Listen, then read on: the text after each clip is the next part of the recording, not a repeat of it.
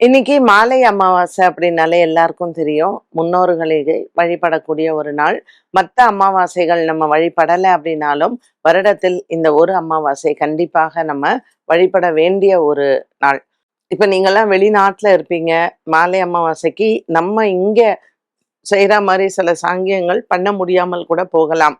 அப்போ நம்ம தானங்கள் பண்றது ரொம்ப சிறந்தது.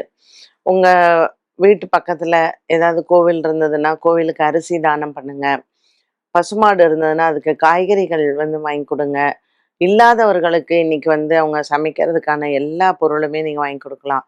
எண்ணெயிலருந்து, அரிசியிலருந்து, காய்கறியிலருந்து, பருப்புலருந்து, ஸோ அவங்களுக்கான ப்ரொவிஷன்ஸ் எல்லாம் தானிய வகைகள், காய்கறிகள், எண்ணெய் வகைகள் இப்படி எல்லாமே நம்ம தானம் பண்ணலாம்.